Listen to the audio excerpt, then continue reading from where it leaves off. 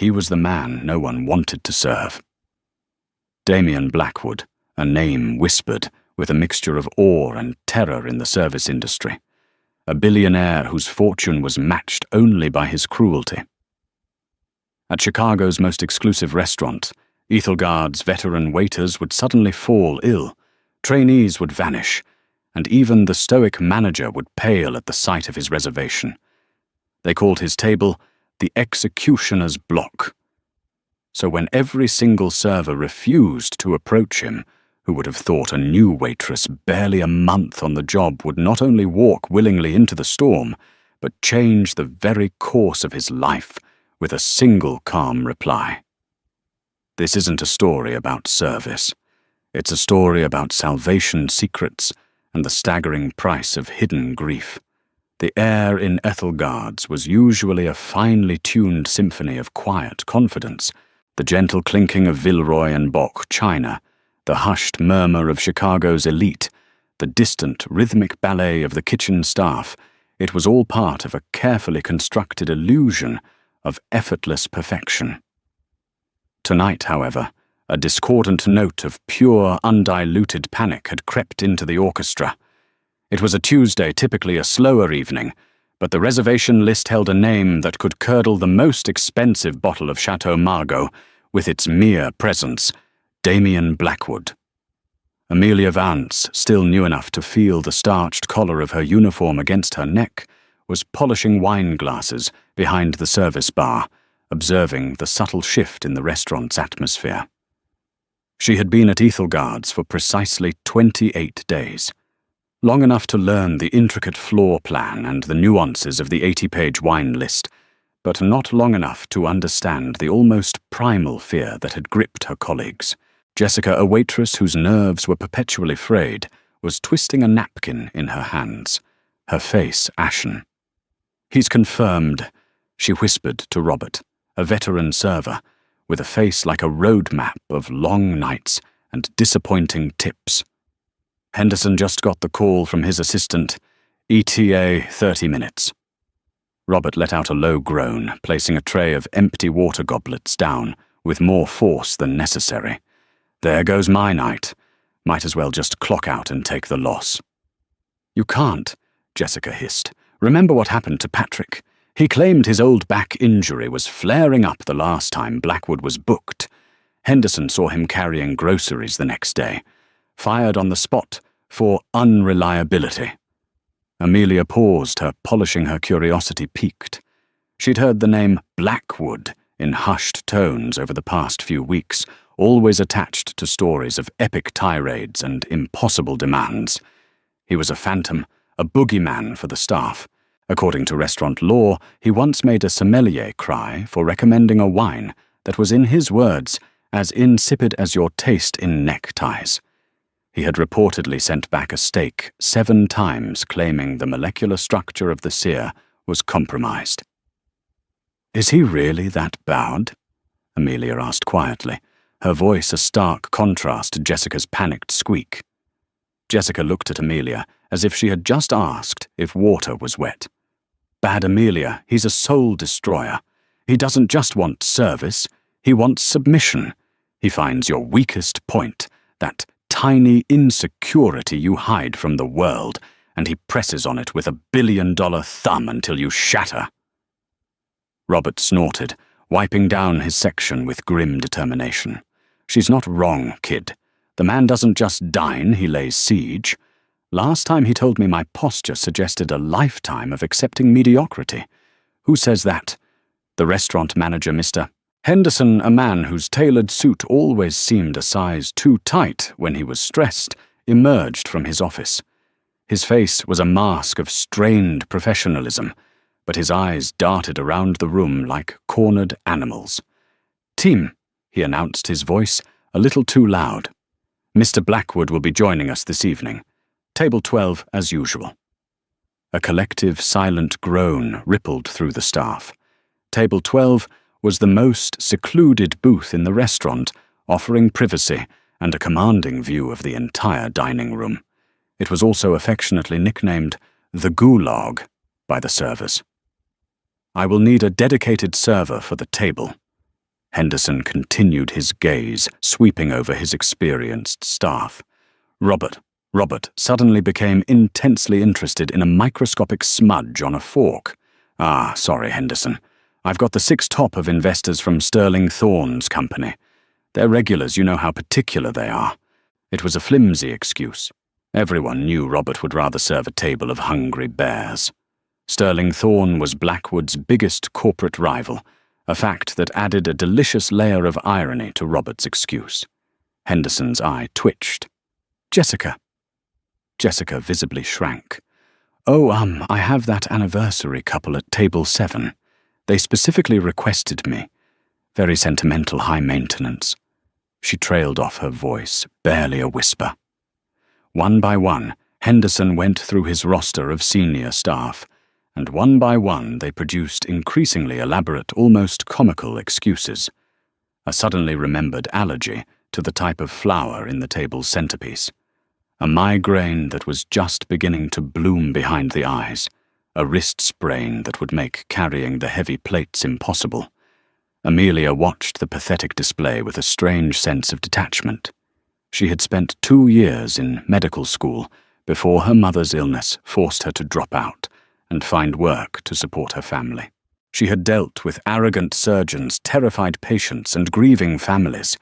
She had seen real pressure, real suffering. The prospect of serving a rude billionaire seemed by comparison manageable.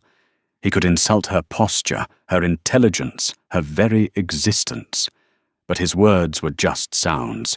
They couldn't reopen her mother's surgical wounds or pay the mountain of medical bills on her kitchen table. Henderson was sweating now, his professional veneer cracking. "So let me get this straight. My entire senior staff is suddenly incapacitated.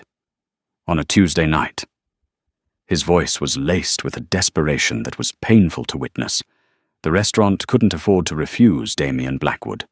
The man's patronage was a status symbol, his presence a tacit endorsement that brought in other high rollers. Silence. The only sound was the hum of the wine fridge. Then a clear, calm voice cut through the tension. "I'll do it." Every head turned towards Amelia. She stood by the bar, a freshly polished wine glass in her hand, her expression unreadable. She hadn't been asked. As a junior server, she wasn't even in the running. Henderson stared at her dumbfounded. "You, Amelia." "Yes, Mr. Henderson," she said, placing the glass carefully on the rack. "I'll take table 12. Jessica looked at her with a mixture of pity and horror, as if Amelia had just volunteered to be launched into the sun. "You don't understand," she mouthed silently. Robert shook his head slowly. "The kid's got guts, I'll give her that, or she's a fool." Henderson out of options, and Time looked at Amelia with a drowning man's gratitude. "Are you sure you've read his file? The allergies, the preferences, the quirks." "I have," Amelia replied calmly. "No dairy, no shellfish, no nightshades. Water must be Icelandic glacial, served at precisely 7 degrees Celsius.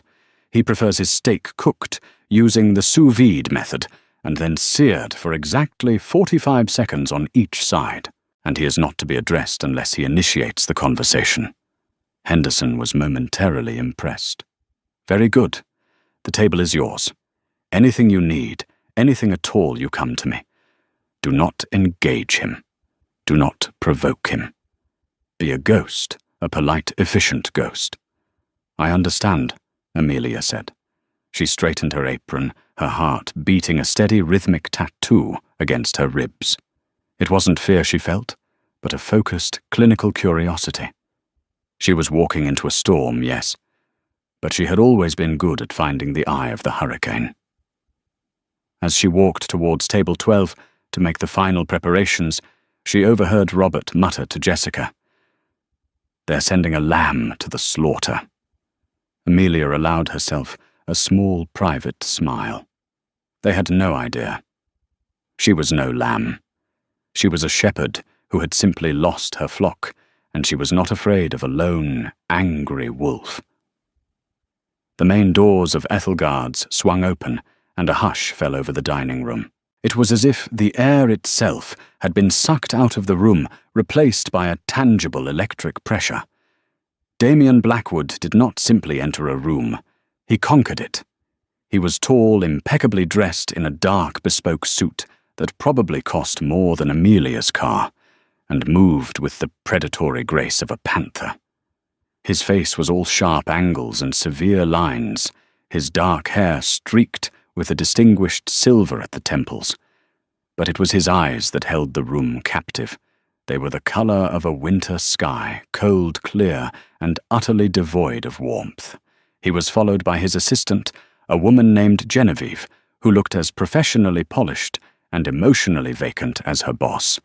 She spoke in low tones to the host, who nodded nervously before gesturing towards Henderson. Henderson scurried forward, his smile fixed and painful. "Mr. Blackwood, an honor to have you with us this evening. Your table is ready." Blackwood didn't acknowledge him. His gaze swept the room with an air of profound boredom, as if he were surveying a kingdom that had long ceased to entertain him. He moved towards table 12. Genevieve trailing in his wake. Amelia stood a respectful distance away, her hands clasped behind her back. She watched as he settled into the booth, shrugging off his jacket without a word and letting it fall for Genevieve to catch. He didn't thank her. The assistant placed the jacket on the empty seat, murmured something about a call at 10 and retreated to wait at the bar, a silent sentinel. This was it. The performance had begun. Following Henderson's ghost protocol, Amelia waited. She didn't approach. She simply stood, her posture perfect, her expression neutral. 1 minute passed, then 2. Blackwood was studying the wine list, his finger tracing a line down the page. The silence was a weapon designed to make the server fidget, to make them sweat. Amelia remained still, her breathing slow and even. She had once waited for 7 hours outside an operating room. 2 minutes was nothing. Finally, without looking up, he spoke. His voice was a low, resonant baritone that cut through the restaurant's ambient noise. "Water." It was a command, not a request. "Of course," Amelia replied, her voice steady. She moved to the table, her steps silent and sure. She had already prepared it. From a silver ice bucket, she produced the bottle of Icelandic glacial water. Using a digital thermometer she'd borrowed from the kitchen, she had ensured its temperature was exactly 7 degrees Celsius. She presented the bottle for his inspection before pouring a small amount into his glass. He picked up the glass, not to drink, but to scrutinize it. He held it up to the light, turning it slowly. The glass is smudged. Amelia had personally polished it 3 times. She knew it was immaculate. "My apologies, sir. Allow me to replace it." She retrieved the glass and returned with another one she had kept in reserve. She performed the ritual again, pouring the water with a steady hand. He gave a curt, dismissive nod and returned to his menu. Round 1 to Amelia. She hadn't flinched. "Are you new?" he asked, his eyes still fixed on the menu. The question was an accusation. "I have been here for a month, sir," she answered. "A month?" He mused the words, dripping with condescension. Henderson must be getting desperate, firing the competent ones and hiring transient help. The insult was designed to sting, to imply she was temporary, unimportant. Amelia felt a flicker of heat, but immediately extinguished it. This was a test. Everything was a test. "Is there anything I can assist you with regarding the menu?" she asked, deftly, redirecting the conversation back to her duties. He finally lifted his eyes and looked at her. Really looked at her. It was an unnerving experience, like being X-rayed. His gaze was analytical, searching for a weakness. He found none in her calm demeanor. The Wagyu. Sous vide 130 degrees Fahrenheit for 2 hours. Seared on a cast-iron skillet, clarified butter, only 45 seconds per side. The skillet must be at 500 degrees, not 499, not 501. Can your chef handle that, or is he as transient as you are? Our chef is exceptionally precise, sir. I will convey your instructions personally." "See that you do," he said, closing the menu and sliding it across the table. "And bring me the Cheval Blanc, 1947. Amelia's mind raced. The Cheval Blanc 1947 was one of the most legendary and expensive wines in the world. Their cellar had one bottle valued at over $24,000. It was a power play, a casual display of immense wealth designed to intimidate. "An excellent choice, sir," Amelia said, her voice betraying no surprise. "I will have our sommelier present it." "No," he countered immediately. "You will present it. I want to see if you know how to handle a wine that costs more than your annual salary." The cruelty was so casual, so matter-of-fact. Jessica would have burst into tears. Robert would have seethed with impotent rage. Amelia simply nodded. "As you wish, sir." She retrieved the bottle with the reverence it deserved, her hands steady as she presented the label to him. She recited its history, its vintage notes, its legendary status, her knowledge drawn from hours of study. She opened it, not with a modern corkscrew, but with a traditional arceau, a two-pronged opener that required immense skill to avoid damaging the old fragile cork. The cork came out clean. The entire dining room, including a stunned Mr. Henderson, seemed to be holding its breath. She poured a small amount for him to taste. He swirled it, sniffed it, and finally took a sip. He closed his eyes for a moment, and for the first time, a flicker of something other than contempt crossed his face. It was almost appreciation.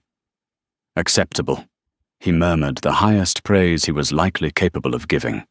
The meal progressed in this fashion. Each course was a new battleground. The asparagus spears were not of uniform length. The sauce had a hint of an unidentifiable spice he found pedestrian. The lighting above his table was casting a shadow on the left side of his plate. With every complaint, Amelia listened patiently. She never argued. She never made excuses.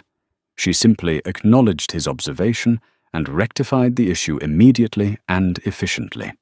She had the asparagus replated. She had the chef confirm the sauce ingredients there was no errant spice. She had maintenance discreetly adjust the dimmer on his light. She was a calm, immovable object meeting his unstoppable force. He was growing visibly frustrated, not because of her failures, but because of her success.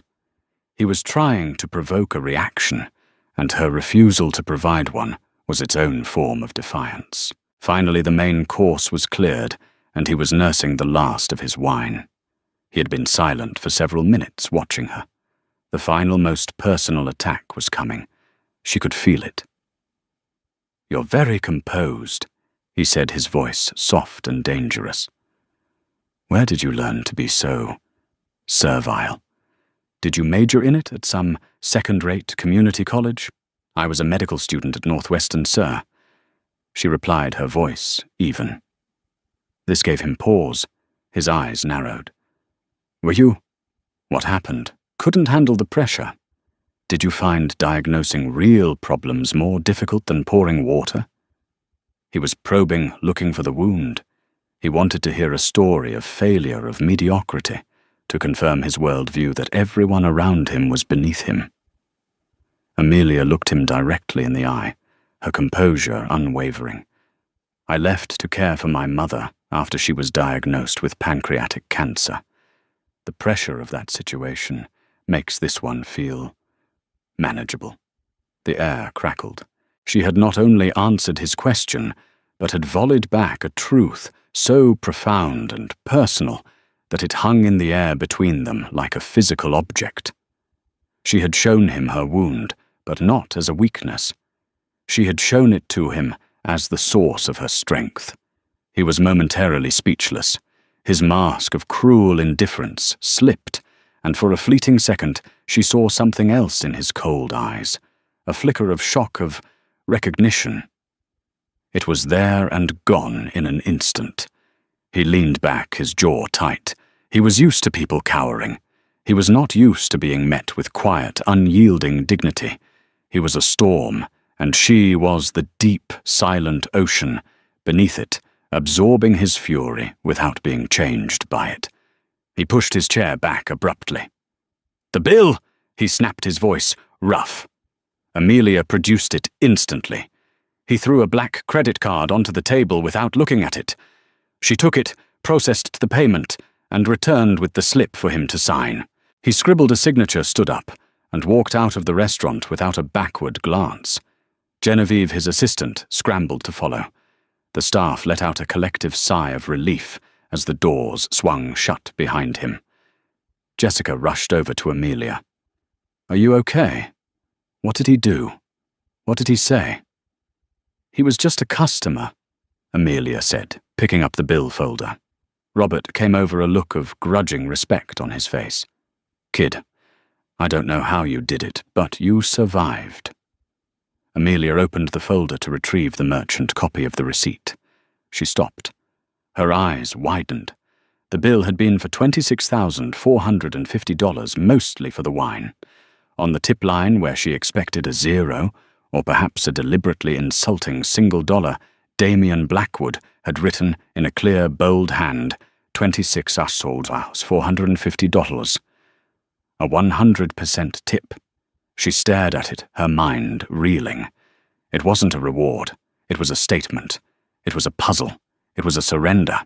Or perhaps it was something else entirely. Mr. Henderson approached, looking at the slip in her hand.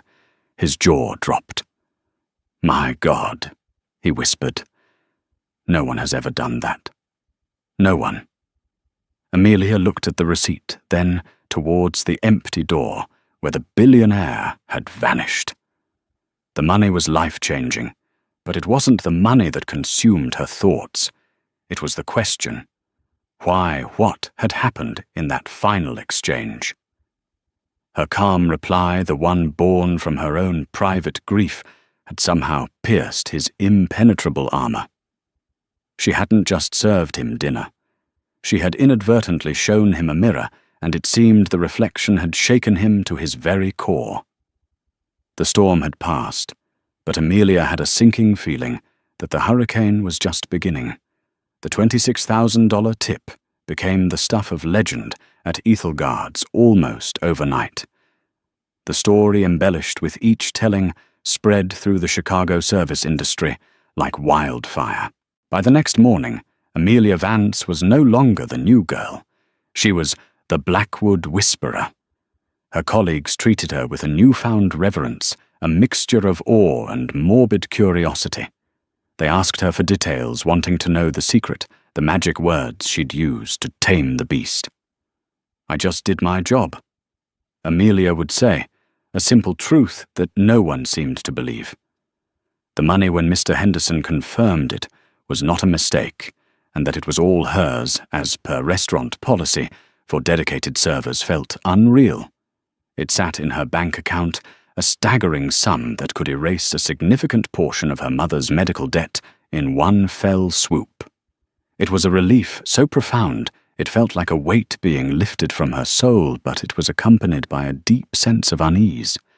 The tip felt less like a gesture of gratitude and more like a form of communication she couldn't decipher. It was too much, too loud. It was a desperate act. For 2 days, life at the restaurant returned to a semblance of normality, albeit with Amelia now at the center of its mythology. Robert stopped calling her Kid and started asking her opinion on wine pairings. Jessica followed her around like a disciple, hoping some of Amelia's mystical composure would rub off on her. Mr. Henderson gave her the best sections every night, treating her not just as an employee, but as a valuable, almost supernatural asset. Amelia tried to ignore it, focusing on her work, on the familiar rhythm of service. She sent a large portion of the money to the hospital's billing department, an act that brought her a sharp, clean pang of joy. But in the quiet moments while polishing silverware or folding napkins, her mind would drift back to table 12. She would replay the evening, dissecting every word, every gesture. She kept returning to that final moment, the look in Damien Blackwood's eyes when she mentioned her mother. It wasn't just shock. It was a deep, haunted recognition, as if her pain was a language he understood fluently. The phone call came on Thursday afternoon during the pre-service lull. The hostess answered, and her eyes immediately widened. She put the caller on hold, her hand trembling slightly as she held the receiver out to Mr. Henderson. "It's for you," she mouthed, her voice a squeak. "It's Genevieve, Damien Blackwood's assistant." A familiar tension immediately seized the room. The staff froze.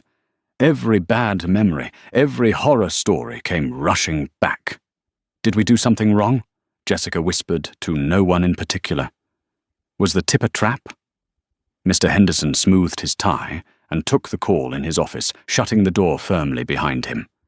The staff waited in strained silence, trying to read the muffled tones of his voice through the wood. Amelia continued to set her tables, her movements deliberate and calm, though her heart had begun to beat a little faster. After 5 long minutes, Henderson emerged from his office. His face was pale and utterly bewildered. He looked less like a manager who had just received a complaint, and more like a man who had been told the sky was now plaid. He walked directly over to Amelia, ignoring the expectant faces of the other staff. "Amelia?" He began, his voice strained. "That was Genevieve." "Is there a problem, Mr. Henderson?" Amelia asked, her gaze steady. "No. Yes, I don't know what it is," he stammered, running a hand through his thinning hair. "Mr. Blackwood was impressed with your service." Robert snorted from across the room. "Impressed?" He showed his appreciation, with a tip big enough to buy a car. "What more does he want?" Henderson held up a hand to silence him, his eyes still locked on Amelia. "He would like to retain your services again. But not here." A confused murmur went through the staff. "I don't understand," Amelia said. "He is hosting a private dinner at his residence tomorrow evening. A single guest." Henderson explained his words, coming out in a rush. "He has requested that you and only you serve him. He is prepared to pay the restaurant a retainer for your time, and he will pay you directly $5,000 for the evening." The room fell silent. $5,000 for one night. It was an absurd, obscene amount of money for a few hours of work. But it wasn't the money that was shocking. It was the request itself. It was personal. It crossed a line between professional service and something far more intimate and strange. "To go to his house," Jessica gasped. "Alone."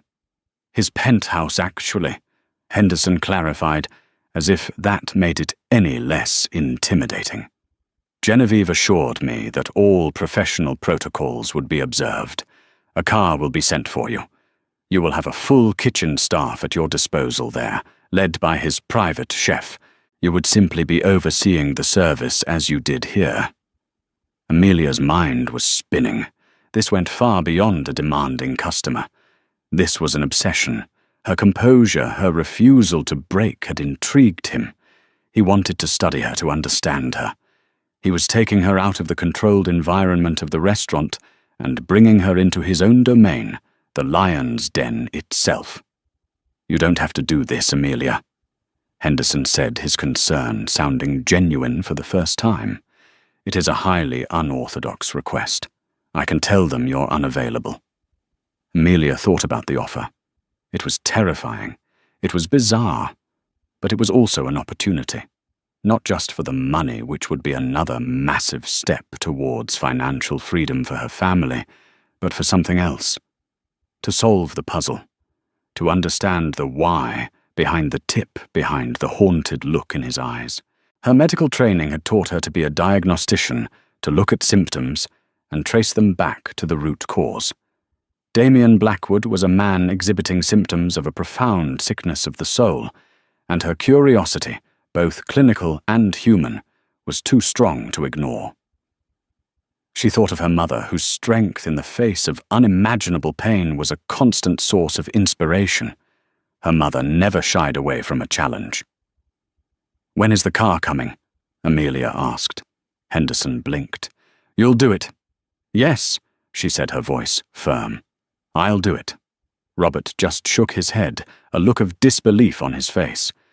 "You're either the bravest person I've ever met, or you're walking into a trap I can't even begin to imagine." "Perhaps," Amelia replied, meeting his gaze. "But sometimes the only way to understand a storm is to walk directly into its center." The next evening, as a sleek, black Rolls-Royce Phantom purred to a stop outside her modest apartment building, Amelia took a deep breath. She was dressed in a simple, elegant black dress, provided by Genevieve, a far cry from her server's uniform. She looked less like a waitress and more like one of Blackwood's esteemed guests.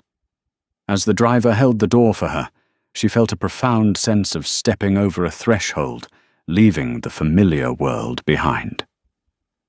She was no longer just Amelia Vance, the waitress. She was entering the personal, rarefied world of Damien Blackwood, and she had no idea what she would find there.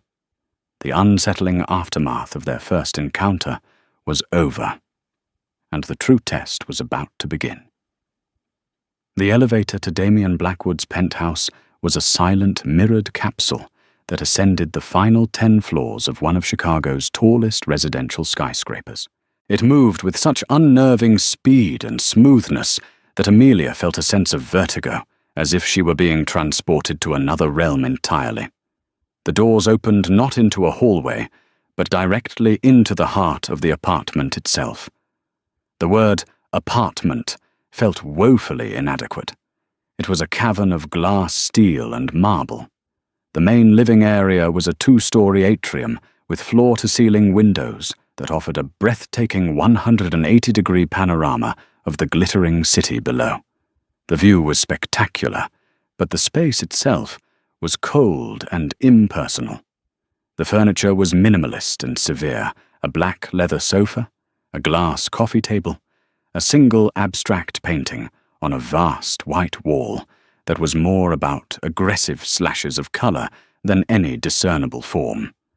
There were no photographs, no books left out, no clutter. It wasn't a home, it was a gallery curated to display power and wealth as sterile and soulless as a billionaire's balance sheet. Genevieve was waiting for her, a clipboard in hand. "Ms. Vance, welcome. Mr. Blackwood will be with you shortly. His guest has just arrived. Please let me show you to the dining area and the kitchen." Amelia followed her across the polished marble floor, her sensible heels clicking in the silence. The dining room was dominated by a long, dark wood table that could easily seat 20, but was set tonight for only 2. The kitchen was a chef's dream, a gleaming stainless steel paradise where a small, focused team was already at work under the direction of a stern-looking man in chef's whites. "This is Chef Antoine," Genevieve said. "He has the menu. Your role is simply to ensure the service is seamless. You will not be required to carry plates. You will direct the junior staff I have hired for the evening. Your only direct interaction will be with Mr. Blackwood at the table." Chef Antoine gave Amelia a curt nod, his eyes sizing her up with professional skepticism. Amelia met his gaze with a calm nod of her own. She was not here to interfere with his art, only to present it. "Thank you, Genevieve," Amelia said. "I understand my role." Genevieve seemed to approve of her no-nonsense demeanor. "Excellent. Mr. Blackwood is dining with Mr. Hawthorne of Hawthorne Global. It is a delicate business dinner. Discretion is paramount." With that, she vanished back into the vastness of the apartment. Amelia took a moment to center herself. This was a different game. The stakes were higher. She was not just a server now, she was a paid performer in a high-stakes corporate drama. When Damien Blackwood finally entered the dining room with his guest, the atmosphere changed instantly. He wore a dark grey suit, no tie, the top button of his shirt undone. He looked more relaxed than he had at the restaurant, but his eyes still held that same intensity. His guest, a portly man in his 60s with a florid face, was laughing a little too loudly at something Blackwood had said. And so I told him the deal is the deal. My signature is not an invitation for further negotiation, Blackwood was saying as they sat down. He caught Amelia's eye across the room. He didn't smile, but he gave a single, almost imperceptible nod. It was an acknowledgement, an instruction. Begin. Amelia directed the service with quiet, efficient gestures. The first course was served. The wine was poured. She moved like a phantom at the edge of the room, observing, listening. The conversation was all business, mergers, acquisitions, market fluctuations. Blackwood was a master negotiator, his words precise and sharp, dismantling Mr. Hawthorne's arguments with surgical skill. But as the dinner wore on, Amelia noticed something. Blackwood was performing. He was playing the part of the ruthless titan of industry, but his heart wasn't in it. His eyes would occasionally drift towards the vast window, towards the endless sea of city lights, and his expression would go blank. The mask would slip for a fraction of a second, revealing a profound emptiness beneath. He was a king in a castle in the sky, completely and utterly alone. The deal was apparently struck over dessert. Mr. Hawthorne, looking both defeated and relieved, shook Blackwood's hand vigorously. "Damien, a pleasure as always. You drive a hard bargain, but a fair one." "It's the only kind I know," Blackwood replied, his voice flat. As Genevieve escorted the guest to the elevator, Blackwood remained at the table, swirling the last of the brandy in his glass. He gestured for Amelia to approach. The staff had already cleared the table and retreated to the kitchen, leaving them alone in the cavernous room. "You did well," he said. It was not a compliment. It was an assessment. "I was happy to be of service," Amelia replied, maintaining her professional distance. He stared into his brandy for a long moment. The silence stretched, filled only by the distant hum of the city. "That tip I left you," he said, suddenly not looking at her. "It was vulgar." Amelia was taken aback by the admission. "It was generous, sir." "It was an apology," he corrected, his voice low, "and a payment for your silence." He finally looked up, his eyes locking onto hers. "You said you left medical school to care for your mother. Northwestern. That's a top program. You must have been brilliant." "I was dedicated," she said simply. "And your mother?" He asked, his voice softer, now stripped of its usual armor. "How is she?" "She passed away 6 months ago," Amelia said. The words came out without a tremor, a fact she had stated so many times it had become a shield. He flinched. It was a small, almost imperceptible tightening of his jaw, but she saw it. The mask was gone.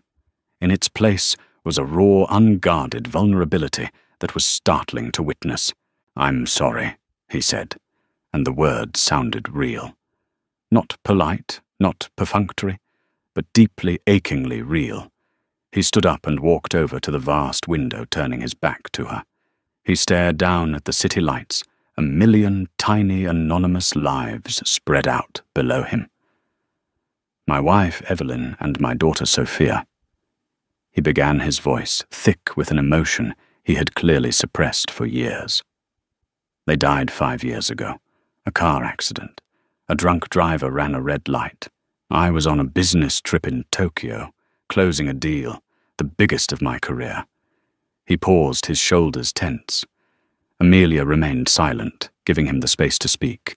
She felt a profound shift in the room. She was no longer a server, she was a confessor. "I built all this," he said, gesturing vaguely at the opulent room, the city beyond. "I thought if I could conquer the world, I could control it. I thought if I made enough money, I could build a fortress so high that nothing could ever hurt me again. But grief doesn't respect wealth. It seeps through the cracks in the marble. It echoes in the silence of empty rooms. He turned to face her, and his eyes were filled with a torment so profound it was like looking into an abyss. I became this monster. I punish waiters for smudged glasses because I couldn't stop a drunk driver. I demand perfection in my steak because my own life is so irrevocably imperfect. I make people feel small because it's the only way I can feel anything at all. It's pathetic. The confession hung in the air, stark and brutal in its honesty. This was the source of the poison. This was the sickness, the entitlement, the cruelty. It was all a desperate, misdirected scream of pain. Amelia felt a wave of empathy so powerful it almost knocked her off her feet. She wasn't looking at a billionaire. She was looking at a man drowning in grief who had been treading water alone for 5 years. She took a hesitant step forward. Her training, both medical and personal, took over. "Grief isn't a problem to be solved, Mr. Blackwood," she said, her voice soft but firm. "It's not a negotiation you can win. It's a space you have to learn to live inside. It changes shape, but it never truly leaves you." She thought of her own grief for her mother, the quiet ache that was now a part of her. "My mother used to say that losing someone you love is like having a limb amputated. You learn to live without it, but you wake up every morning, and for a split second you forget it's gone. And then you remember. The phantom pain is real." He stared at her, his expression one of utter astonishment. She had given his pain a name. She had validated it. She hadn't offered platitudes or cheap sympathy. She had offered a shared, terrible truth. "How?" he whispered, his voice cracking. "How do you learn to live inside it?" "You don't do it alone," Amelia said simply. "You learn to carry it, and sometimes you let someone else help you hold it for a little while." He looked around the vast, empty penthouse at the cold marble and sterile art, and for the first time seemed to see it for what it was, a beautiful, luxurious, multi-million-dollar tomb. He walked over to a discreet panel on the wall and pressed it. A section of the wall slid away, revealing a small, simple wooden frame. It was a photograph of a smiling woman with warm eyes, and a little girl with a gap-toothed grin, her arms wrapped around her mother's neck. Evelyn and Sophia. Tears welled in Damien Blackwood's eyes, real unashamed tears. He didn't wipe them away. "I haven't looked at this in 4 years," he confessed, his voice choked. Amelia stood beside him, a silent witness to the cracking of a dam of sorrow. She hadn't come here to serve dinner. She had been summoned to hear a confession, to witness a breaking point. The lion was not in his den. He was in his cage, and he was finally desperately asking for a key. The silence that followed Damien's confession was not empty. It was filled with the weight of 5 years of unspoken grief. He stood before the photograph of his wife and daughter, the tears tracing paths down his stoic face, washing away the years of carefully constructed cruelty. Amelia did not speak. She simply stood with him, her quiet presence a testament to the fact that he was, for the first time, in a very long time, not alone in his pain. After several minutes that felt like an eternity, he finally turned away from the photograph, wiping his eyes with the back of his hand. The gesture was raw and uncharacteristically human. He looked at Amelia, his gaze stripped of all its former arrogance. He looked exhausted but also lighter, as if a great burden had been momentarily lifted. "The $5,000 for tonight," he said, his voice raspy. "It's an insult." Amelia was about to protest, to say it was more than generous, but he held up a hand. "It's an insult for what you've done," he clarified. "You weren't a server tonight. You were something else. Something I didn't know I needed." He walked over to the severe black desk in the corner of the room, a place that looked like the command center for his global empire. He sat down, but the imperious aura was gone. He just looked like a man in a very expensive chair. "I have a proposition for you, Amelia," he said, his tone now that of a businessman, but a far different one from the man who had eviscerated Mr. Hawthorne a few hours earlier. "It is unorthodox.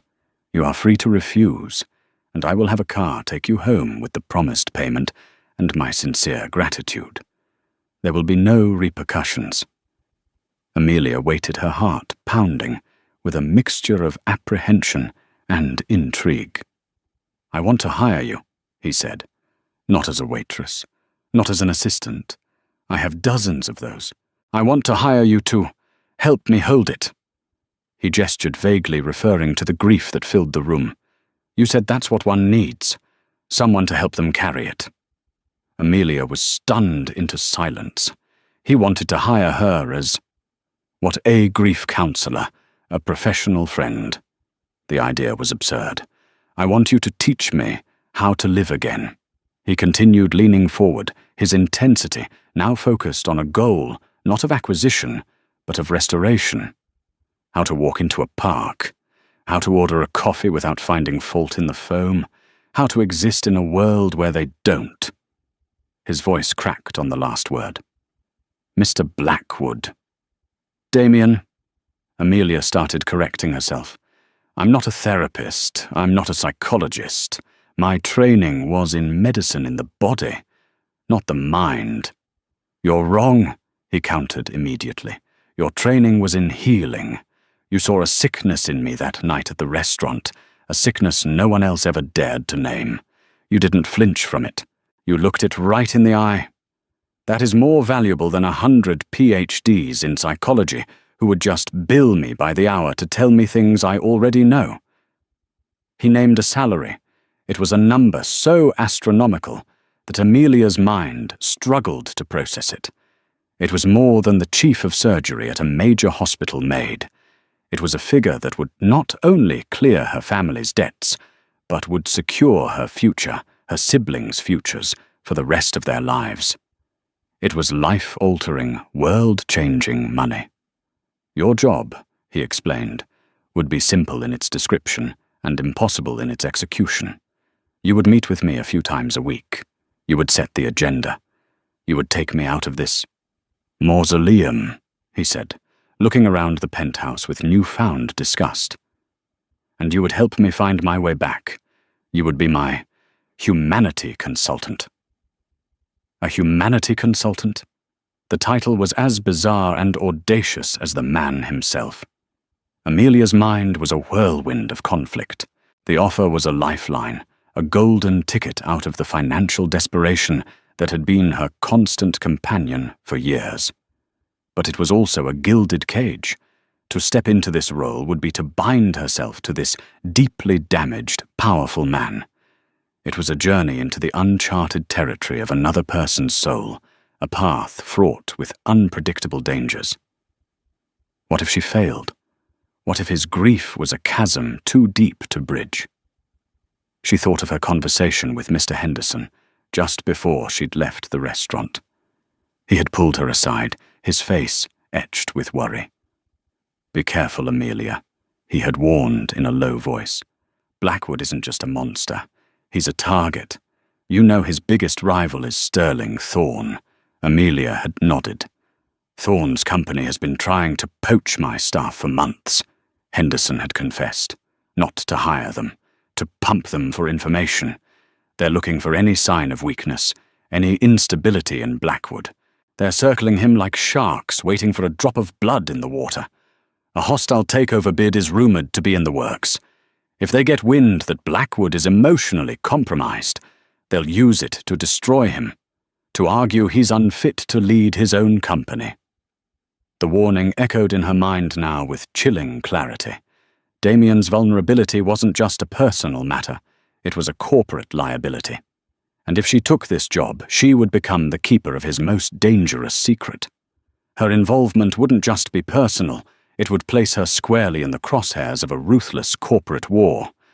Sterling Thorne was known for being even more ruthless than Blackwood, but without any of the tragic backstory to excuse it. "This is not a simple request," Amelia said, choosing her words carefully. "My involvement with you in this capacity could be misinterpreted. It could be used against you." Damien waved a dismissive hand. "Sterling Thorne has been trying to find a chink in my armor for a decade. Let him try. This is more important than any company, any deal. What's the point of owning the world if you're not even living in it?" He saw the hesitation in her eyes, the conflict. He didn't press. He simply waited, giving her the space and respect to make her own decision. It was a stark contrast to the demanding tyrant from the restaurant. Amelia looked at him, truly looked at him. She saw the broken man behind the billions. She saw the father who had lost his daughter, the husband who had lost his wife. And she saw a flicker of the man he must have been before the tragedy, the man Evelyn and Sophia had loved it. Healing him wasn't just about him. It was about honoring their memory, about proving that the love they gave him wasn't buried with them. Her own loss felt suddenly very present. She knew the depths of that particular ocean, and she knew that no one should have to swim in it alone. The money was a factor, yes, but it was no longer the driving one. This was a calling, a strange, unexpected, and terrifying calling. "I will accept," she said, her voice clear and resolved, "but on my own terms." A flicker of the old Damien Blackwood appeared. "Terms?" "Yes," Amelia said firmly, establishing the new dynamic from the outset. "First, this is a professional arrangement. Our time together is confidential, but I am not your employee in the traditional sense. I am a consultant. I set the schedule and the location of our sessions." He nodded, accepting. "Second," she continued, "you must be completely honest with me always, even when it's difficult. Especially when it's difficult." "Agreed," he said without hesitation. "And third," she said, her voice softening slightly, "you have to be willing to do the work. I can show you the path, but I can't walk it for you. You have to be prepared to feel the pain you've been running from for 5 years. He looked towards the photograph of his family, his expression a mixture of fear and determination. "I am," he said, his voice barely a whisper. "I'm ready." He extended his hand across the desk. It was not a gesture of dominance, but one of partnership. Amelia shook it. His grip was firm, his hand surprisingly warm. In that moment, a new contract was sealed. It was a contract not of service or employment, but of hope. As their hands clasped, Amelia couldn't shake the feeling of Henderson's warning.